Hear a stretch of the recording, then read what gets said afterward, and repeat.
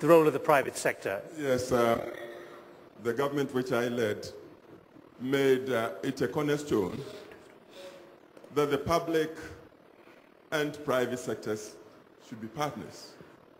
And truly we believe to create employment, we need the private sector, seriously. But we also believe that the private sector should not have a free range to do whatever it pleases.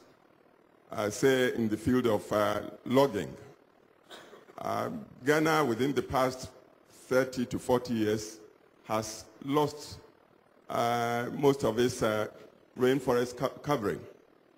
And what is left now is that government should step in with regulatory measures to ensure that the little logging that is left is done responsibly with the loggers replanting under the supervision of the public sector. The private sector definitely is needed, but as I say, under best practices in terms of regulation.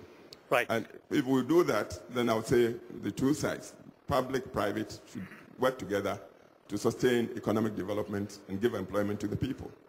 A lot of hands going up, which is good news. I will do my best to come to you all. Please, first of all, Robin Gwynne. Thank you. Good morning. My name is Robin Gwynne. I'm the UK Climate Envoy. And from the perspective of my government, I think this session really goes to the heart of the issue and the way forward, which is how do we use the conference at Copenhagen to really move the world forward in this way. We believe it's absolutely vital that the voice of vulnerable countries is heard more strongly. And if I may say, I think their excellencies on the panel have really shown why that's important, and we've always commended the GHF and others for providing platforms like this. But I think the question is, if the voice is mobilized, who is listening? And I think for us there are two groups of countries that really need to hear what you're saying. One is actually the richer countries. It might sound a bit strange as a representative of one to say this, but we believe our countries really need to understand what is happening on the global front line in terms of people's livelihoods.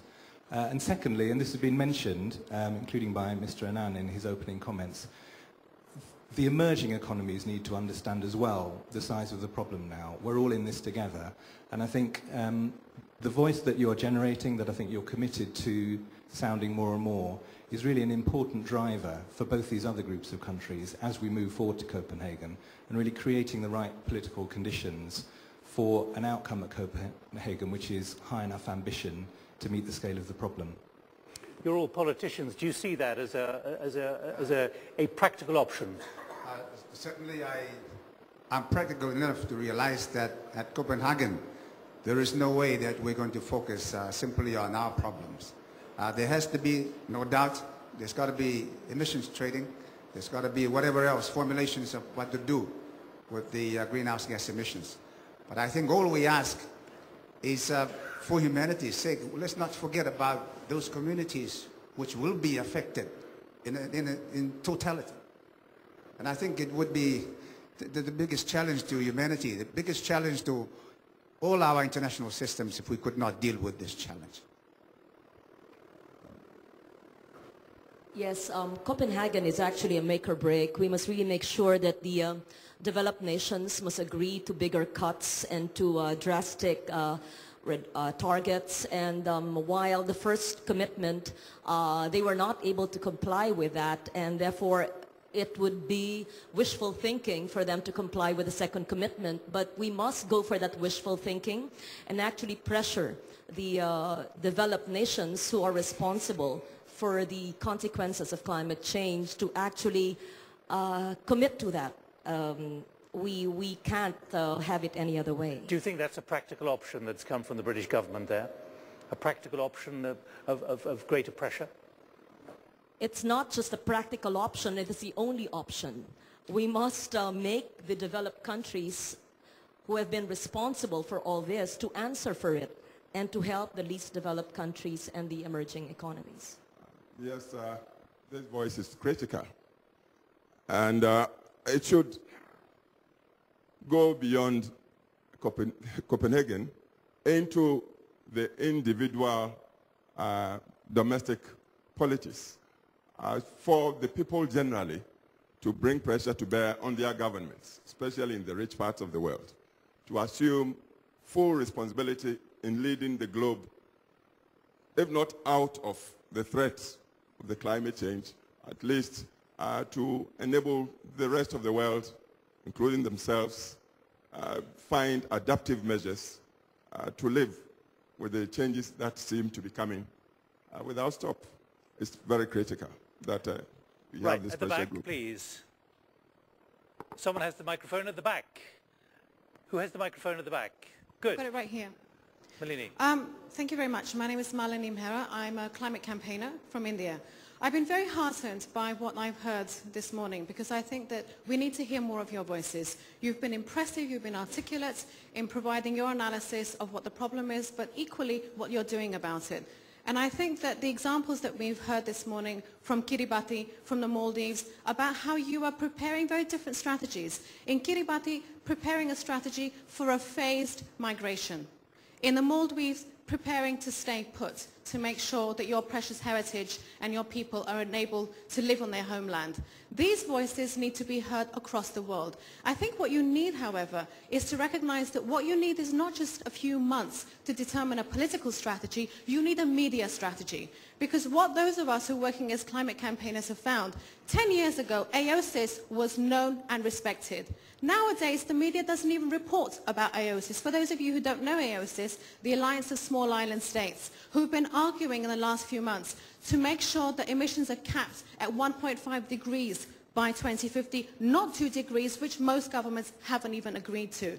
Coming out of Bonn, we have derisory targets from Japan, Australia, Russia, the United States. I would suggest that you think about a media strategy. August is a time when the world's media has next to nothing to report. Make yourself a force to be reckoned with. Go out there and win the public relations battle. Go and have an encampment on the global media commons. Go to Congress in Washington, D.C. and speak to the Congress people who are light years behind where their population is on recognizing climate change as a risk as well as an opportunity. Come to my country. Come to New Delhi and speak to our politicians because this is not an issue of developed country versus developing countries. We're in it together. My country is shortly going to be the third largest emitter of greenhouse gases. We have victims in our own neighborhood we're not recognizing. Go to Beijing, go to Tokyo, go to Moscow.